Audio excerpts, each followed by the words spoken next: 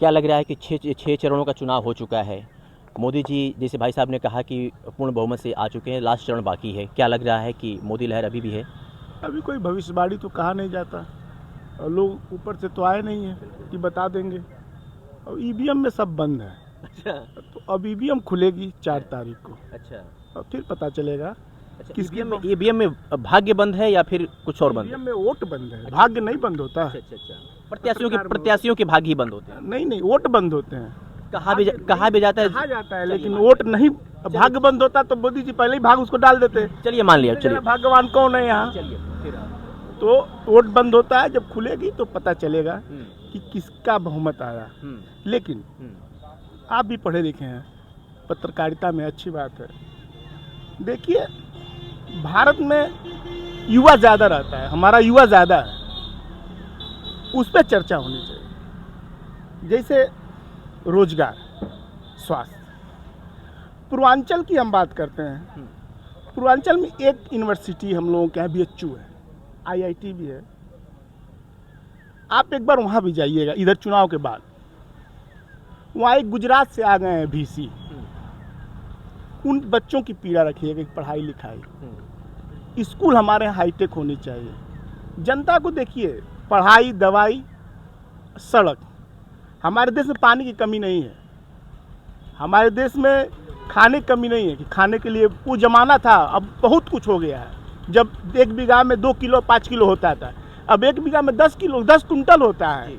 आपके जब दादा होंगे, हमारे दादा होंगे, तो उनके कृषि यंत्रों में और हमारे कृषि यंत्रों में, हमारी सिंचाई, हमारी व्यवस्था में बहुत अंतर हो गया है। सारे सरकार की देन है, सरकार ने ही किया है। 10 साल कुछ पहले लोग किए हैं, ये भी किए हैं। इस पे नहीं चर्चा होनी चाहिए। चर्चा ये होनी चाहिए कि हमारे देश की जनता कब खुशहाल होगी। हमारे पिताजी पढ़ते थे, तो मैं एक दिन पूछा कि भाई, हमने पढ़ा है कि हमारा देश विकसित होगा, आप नहीं पढ़ा होगा। तो मेरे पिताजी कह रहे थे कि मैं भी पढ़ा था कि हमारा देश विकसित होगा। तो अब कब होगा? हमारे दादाजी पढ़े होते तो मैं उनसे भी पूछता, भाई जब देश आज़ाद हुआ तो विकासशील देशों में हम आ गए, विकसित कब होगा? हमारा देश, जितना देश आज़ाद हुआ उससे 1 साल कम एक देश को बने हुआ, इजराइल को। आज पूरा देश इजराइल के बारे में जानता है। हमारे रक्षा बजट पे क्या खर्च होता है, ये आने वाली पिछली सरकार और ये सरकार क्या की है कि हम कितनी सुरक्षित रह सकते हैं, हमारी सीमाएं कितनी सुरक्षित रह सकती हैं। हमारे रोड अच्छे होने चाहिए। आप अगर इस लोकल होंगे तो यहाँ से अगर नहीं आए होंगे तो यहाँ से चले जाइएगा। 2 किलोमीटर 5 साल 7 साल से पड़ा हुआ है। अगर महिलाएं चली जाएं तो, या हम लोग चले जाते, कमर में दर्द हो जाएगा।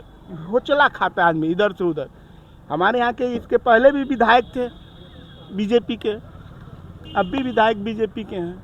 ये बलिया से सटा हुआ बॉर्डर पे हमारा गांव बसा हुआ है। यहाँ देख लीजिए, रोड अच्छी होनी चाहिए, किसी की भी सरकार हो। पढ़ाई अच्छी होनी चाहिए, शिक्षा, रोजगार, स्वास्थ्य।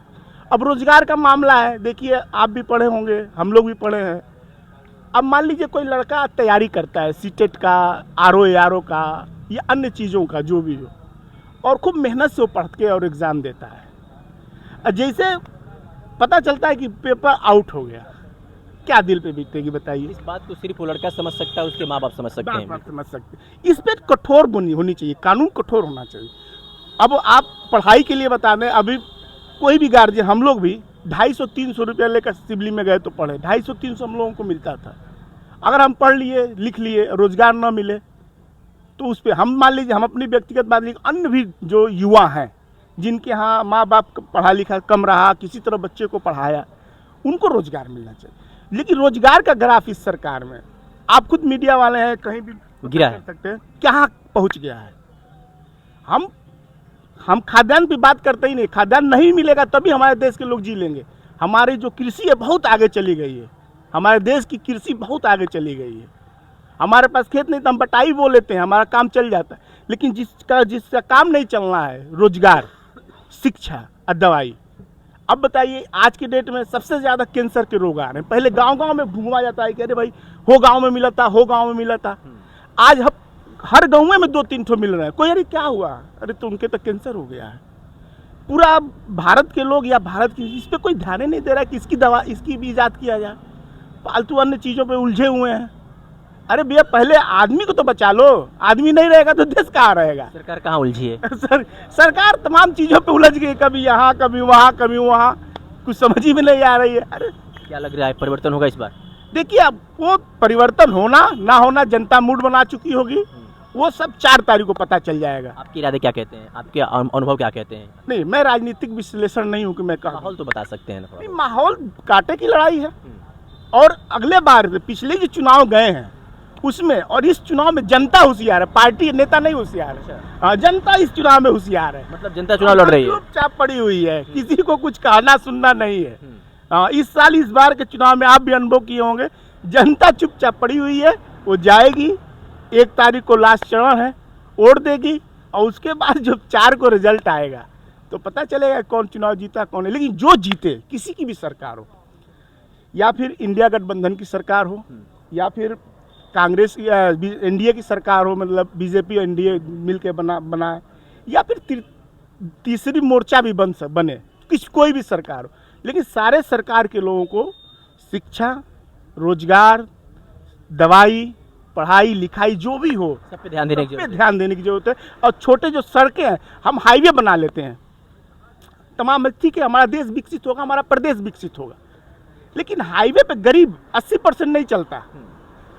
80% अपने गांव से जो लिंक रोड आती है उस पे चलता है, अपने शहर से, अपने चौराहे से जो जिले मुख्यालय पे जाते हैं उस पे 80% लोग उस पे चलते हैं।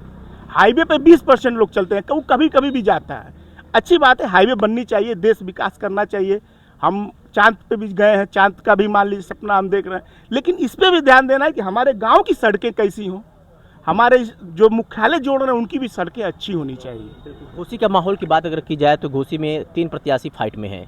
बसपा से बालकृष्ण चौहान हैं, एनडीए से अरविंद राजभर हैं और इंडिया से राजीव राय हैं। इन तीनों प्रत्याशियों में अगर देखा जाए तो क्या लगता है कि घोसी में सबसे बेस्ट प्रत्याशी कौन हो सकता है? देखिए, बेस्ट जब जीत कर कोई जाए और काम करे तब पता चले कि बेस्ट कौन है। क्या लग रहा है कि घोसी का माहौल क्या कहता है इस बार? घोसी का माहौल अच्छा है, घोसी में कोई दिक्कत नहीं है। कौन आ रहा है घोसी से? एनडीए प्रत्याशी अरविंद राजभर पूर्ण बहु 1 लाख वोट से लगभग जीत। क्या देख करके अरविंद राजभर को वोट कर रहे हैं? अरविंद राजभर को व्यक्तिगत या फिर मोदी सरकार के, मोदी को देखकर? मोदी को देखकर जनता वोट कर रही है, बाकी किसी मंत्री को ना किसी नेता को देख के कर रही है।